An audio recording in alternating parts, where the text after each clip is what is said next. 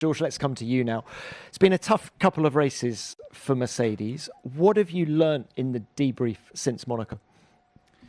I mean, ultimately, our weekend was over from Saturday. We know Monaco is a qualifying race, and I think there were hopes or expectations that with the two-stop, things would be spiced up a little bit, and I think we're all grateful for the trial of the two-stop, but clearly it didn't change things as people predicted. And it was a real shame because we'd lost our way slightly during the weekend in Monaco, but we went back to a known setup in Q1, and we were right back in the groove, right back inside of the top four, which is where we've been always on Saturday afternoons this year. So that was a real shame.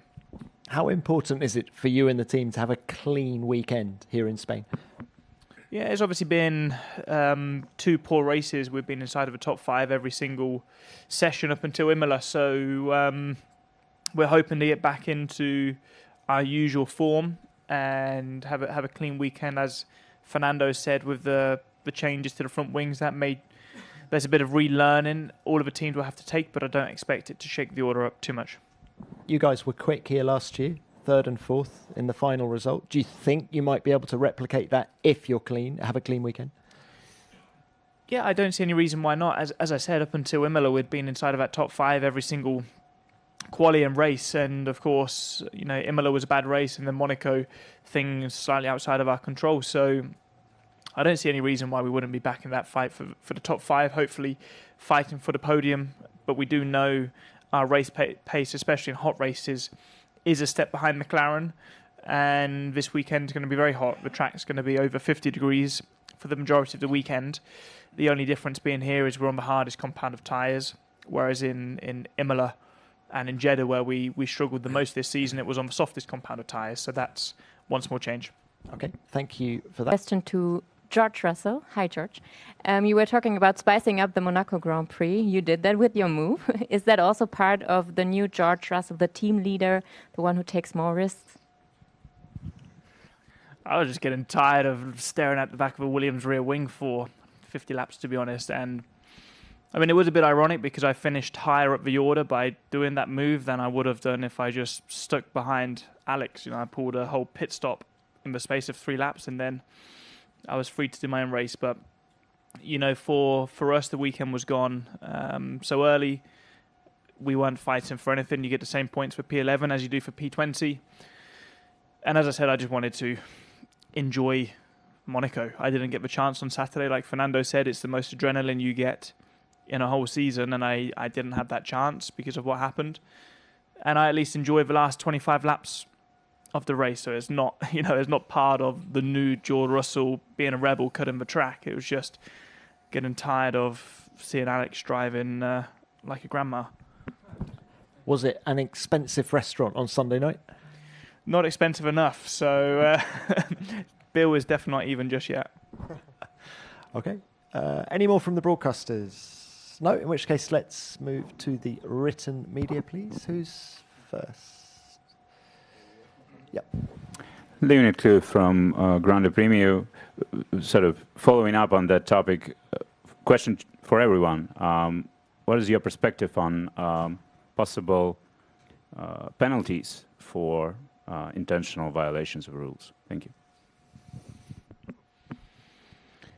As I said, I knew I was going to get a penalty, and I said I was happy to take the penalty, and it was a deserving penalty. I think that should never be allowed, and as I said, if I was in the points, and if I was racing Alex, I would never have done that. He had already done 2 pit stops.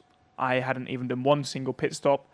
He was only driving so slow to benefit his teammate, but it wasn't to benefit him against me, it was to benefit him against the drivers around him. So as I said, I wasn't doing it for a sporting gain. I was just doing it for my own enjoyment because it was a bit rubbish. But the penalty I received on any other circuit in any other circumstance was more than fair. Fernando, you touched on this earlier, so in the interest of time, just Yuki, your thoughts on this?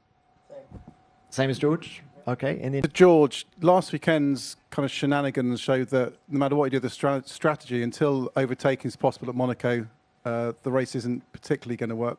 What is the answer? Do you think next year's regulations and manual override, for example, can change the overtaking dynamic and give it a chance, or is it going to need some changes like Alex Wirtz has suggested? Yeah, I think like Fernando said, Monaco's always been the same. I think, I have seen some of the proposed track changes that definitely will not make it worse, because the small problem you have in Monaco is the one overtaking opportunity, which is out of the tunnel. The natural racing line is you're going from a left, brake in through the middle of the track, and then you pull over to the right. So it's very easy for a driver to position his car. But I honestly, right now, I don't have the answer. Maybe the manual override would be a solution, and you've got to do all of this management through the race, and if you've got a lot more power just to pass somebody in an unconventional space, it isn't going to make the show worse. But part of me just think we need to accept Monaco for what it is. Formula One is better by having Monaco on the calendar. It is the most exhilarating qualifying of the season, and the race is always pretty boring, but it also makes us appreciate the other races as well. So I don't know, to be honest. Sorry for the long one.